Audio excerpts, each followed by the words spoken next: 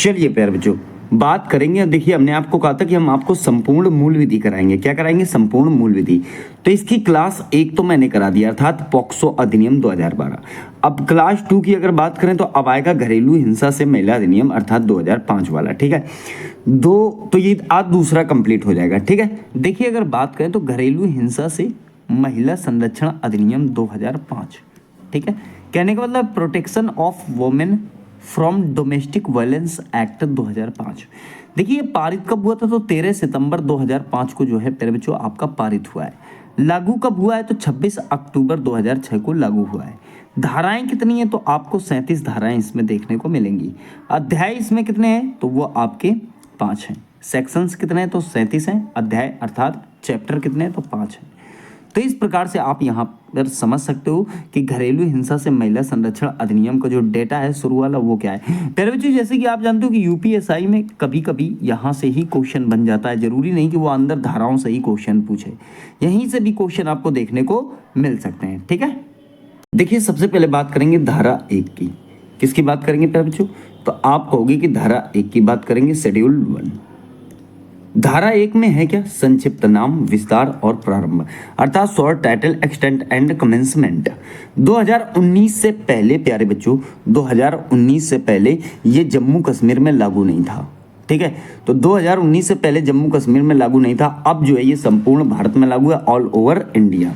ये कहाँ लागू नहीं था? तो आप कहोगे 2019 से पहले जम्मू कश्मीर में लागू नहीं था। ठीक है, तो ये ध्यान रखना। अब ये जो है जम्मू कश्मीर में भी लागू हो गया है। देखिए अगर धारा 2 की बात करें, किसकी? धारा 2। तो प्यारे बच्चों जो धारा 2 है हमारी, जो धारा 2 है इसमें जो है केवल परिभाषाएं हैं। क्या है?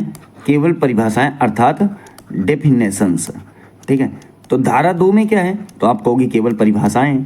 अब धारा 2 का ए आता है। कौन आता है? धारा 2 का ए, घरेलू हिंसा से पीड़ित महिला जो प्रत्यार्थी, अर्थात प्रत्यार्थी का मतलब क्या होता है? यहां पर शब्द की वैल्यू समझनी है आपको।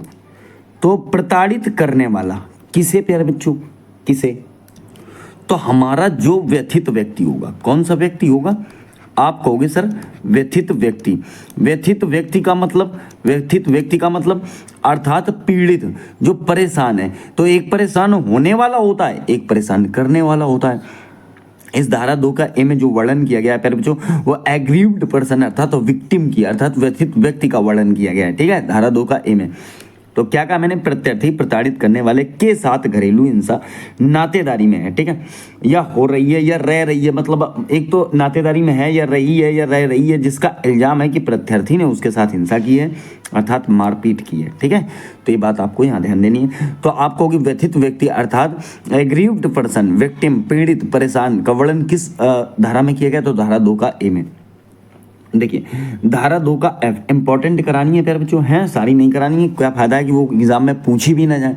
देखिए धारा 2 का एफ, इसका मतलब है घरेलू नातेदारी अर्थात डोमेस्टिक रिलेशनशिप। ठीक है, ध्यान देना, दो व्यक्तियों के बीच ऐसी नातेदारी जो 3 तरह की हो सकती है। ठीक है, एक तो कौन सा? एक प्रत्यार्थी और एक व्यथित व्यक्ति अर्थात पीड़ित व्यक्ति या परेशान व्यक्ति। सही है, तो ये 2 व्यक्ति हो गए। सही है, अब एक क्या है? देखो रक्त संबंध वाली, एक वैवाहिक संबंध वाली, एक दत्तक वाली होती है जिसे हम कहते हैं गोद लेना। ठीक है, देखिए रक्त संबंध अर्थात ब्लड रिलेशन। ठीक है, वैवाहिक संबंध अर्थात मैरिटल रिलेशन, और दत्तक अर्थात गोद वाला, इसे एडॉप्टिव कहते हैं, एडॉप्टिव रिलेशन। ठीक है, शर्त क्या होनी चाहिए? शर्त ये होनी चाहिए जो वे एक ही घर पर रहते हों, ये बहुत बड़ी कंडीशन है इसकी। ठीक है, अगर एक ही घर पर रहते हैं तो ही हिंसा मानी जाएगी।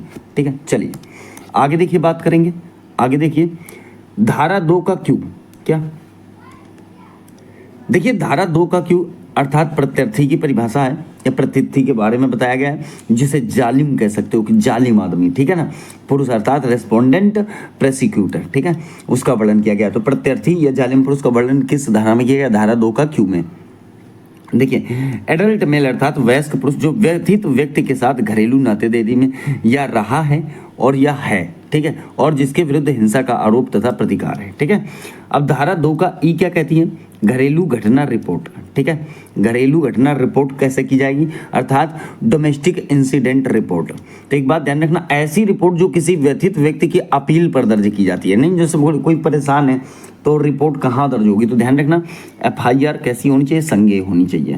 देखिए एक बात और ध्यान रखना, यहाँ पर जो वयस्क पुरुष है ना, वयस्क पुरुष, आपको मैं बताना चाहता हूँ हीरालाल पी हरसोरा का एक केस था, जो एक शायद थी कुसुम नरोत्तम दास, उनका जो केस था उसमें ये वाली बात आई थी कि जो वयस्क पुरुष होना चाहिए, जो वयस्क पुरुष होगा वो लागू किस पे होगा केस? तो वो लागू होगा 18 साल से ऊपर के कैंडिडेट पर। ठीक है, ये बात आपको ध्यान रखनी है, क्योंकि 18 साल से कम का है तो वो उसमें नहीं जाएगा। सही है ना? तो देखिए FIR की बात करें तो ये देखिए संज्ञेय होगी। कैसी होगी? संज्ञेय। कहने का मतलब है एक ऐसा आदमी जो पिटा हुआ व्यक्ति है, ठीक है ना, मतलब पिटा हुआ व्यक्ति। तो पिटा हुआ व्यक्ति जाएगा कि भाई दरोगा साहब इसने हमें पीट दिया, ठीक है। पिटा हुआ व्यक्ति कहाँ जाएगा? FIR लिखवाने जाएगा, ठीक है। तो FIR आप कह सकते हो कि धारा 2 के ई में क्या है? तो घरेलू घटना की रिपोर्ट लिखवाई जाएगी, ठीक है।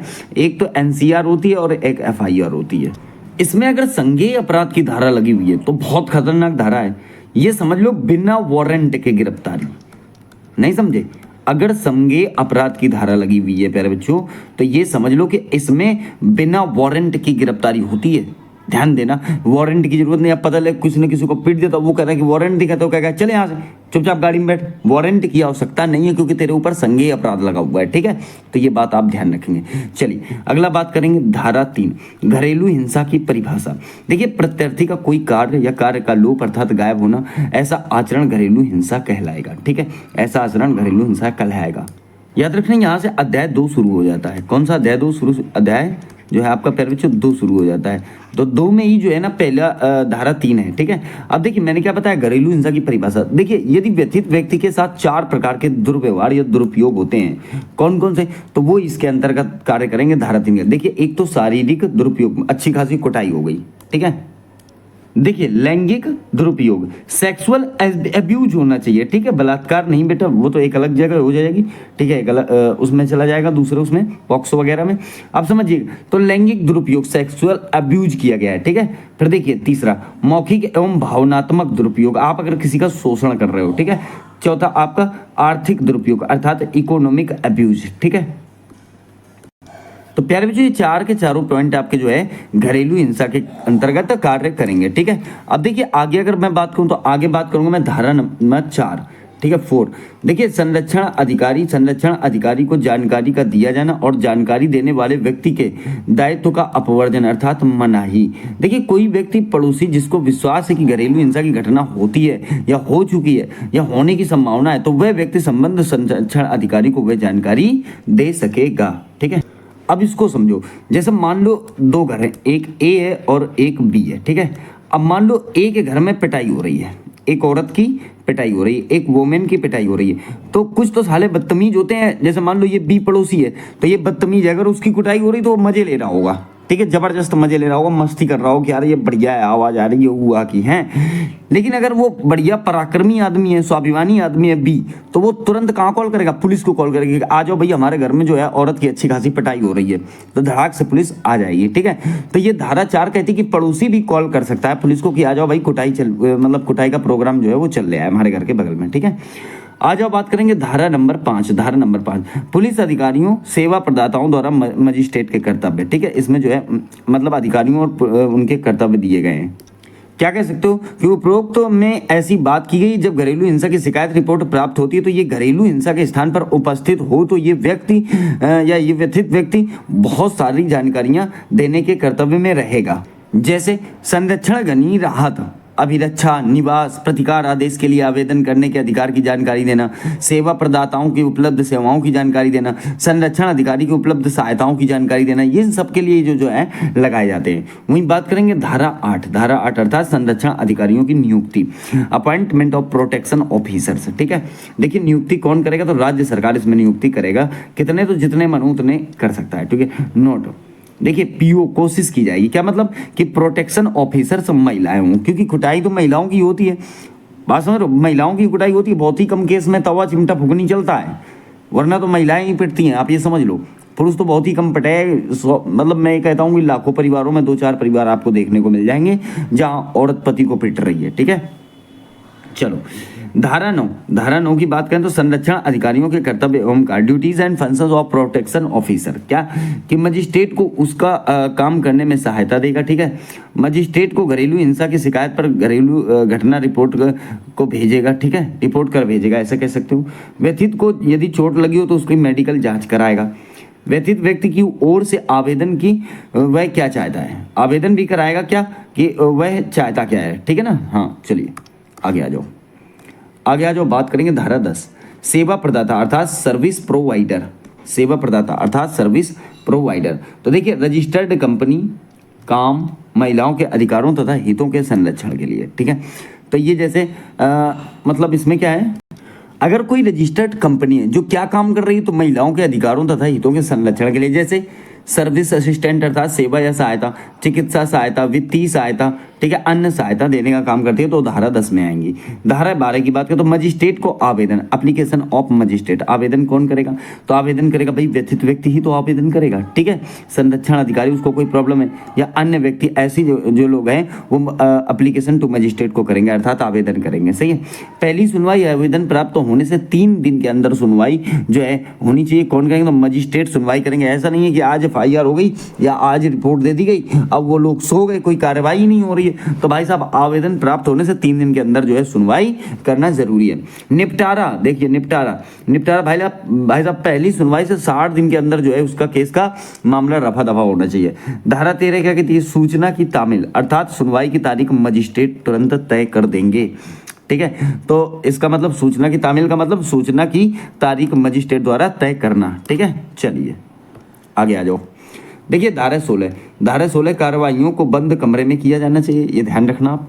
धारा 18 व्यथित व्यक्ति के पक्ष में मजिस्ट्रेट संरक्षण आदेश देकर घरेलू प्रत्यर्थी को घरेलू हिंसा से रोकेगा। ठीक है, संरक्षण भी दिया जाएगा और रोकेगा। भाई ऐसा क्या कहोगे प्रत्यर्थी से कि देखिए ऐसा अब पिटाई नहीं होगी और उससे जो है तुम कूटना मत इसे, वरना अगर इस बार कूटोगे तो अभी तो कुछ नहीं किया, अगली बार जेल में डलवा देंगे तुम्हें। ठीक है, तो ये बात आपको ध्यान रखनी है। तो ये धारा 18 कहती है। बात करें अगर धारा 19 की, देखिए धारा 19 मजिस्ट्रेट प्रत्यर्थी को व्यथित व्यक्ति के निवास से दूर रहने के आदेश देगा। मतलब जो प्रत्यर्थी है उसको किससे निवास, जो व्यथित व्यक्ति है, मान लो किसने उसको कूट दिया तो बोले तुम इसके नजदीक नहीं जाओगे। ठीक है ना, हाँ भटक भी मत जाना वरना सांसें रोक देंगे हम तुम्हारी। तो धारा 20 क्या होता है, धारा 20 मजिस्ट्रेट प्रत्यर्थी को व्यथित व्यक्ति के नुकसान की भरपाई, और जितना नुकसान मतलब उसने उसको मारा पीटा, उसकी गाड़ी तोड़ दी, उसका घर तोड़ा, ये करा वो करा, उस सब का भरपाई जो है करना पड़ेगा। ठीक है, चाहे वो भरपाई के लिए संपत्ति हो और या चिकित्सा हो। ठीक है, सारी चीज की भरपाई करनी पड़ेगी। धारा 29 अपील। ठीक है, अपील कहाँ होगी, तो सेशन न्यायालय, सत्र न्यायालय, जिला न्यायालय में की जा सकती है और फैसला आने के 3 दिन भीतर जो है इसमें केस निपटाया जाएगा। अब देखिए धारा 31 यदि प्रत्यर्थी, ये क्या लिखा है, प्रत्यर्थी है प्यारे बच्चों, हैं प्रत्यर्थी को मजिस्ट्रेट ने आदेश दिया है और वह आदेश नहीं मानता, तो ऐसी स्थिति में मान लो उसको आदेश दिया गया भाई तुम अभी इसे दोबारा नहीं मारोगे कूटोगे, लेकिन उसने एक बार तो मतलब कूट हो चुका है, केस बेस हो चुका है, इसने दोबारा कूट दिया भाई साहब, तो अब तो इसको छोड़ना ही नहीं, क्योंकि अब तो मानेगा ही नहीं। 1 साल की जेल और भाई साहब 20,000 रुपए तक का जुर्माना लगा दिया जाएगा। ठीक है, चलिए धारा 32 इसके अंतर्गत गंभीर अपराध आते हैं। इसमें पुलिस बिना जमानत के गिरफ्तार कर सकते हैं, अर्थात गैर जमानती वारंट भाई साहब निकलता है। गैर जमानती वारंट है कब, कि जैसे मान लो पहले कोई आदमी है अपनी पत्नी को मार रहा है, अब वो मान लो अब उसकी पत्नी जो है उसी के घर पर है, उस आदमी कहने का मतलब है अपने ससुराल में, ये तो वहां उसे पीटा पाटा तो बढ़िया पीटा, उसने केस करा दिया और केस कराने के बाद मान लो रफा दफा हो गया, फिर दोबारा उसने केस करा दिया, दोबारा पिटाई हुई, वहां पर जाकर सॉरी बोल के आ गया, फिर दोबारा उसने मारा, फिर वो अपने मायके चली गई, तो पता चला मायके में भी उसे पीट दिया। अब दोनों जगह पीट दिया ना, पहली बार तो उसे छोड़ दिया गया, पहले तो उसने घर पे मारा, फिर मायके में जाकर वहां भी पीट दिया जाएगा। ऐसी स्थिति में भाई साहब निकलेगा गैर जमानती वारंट।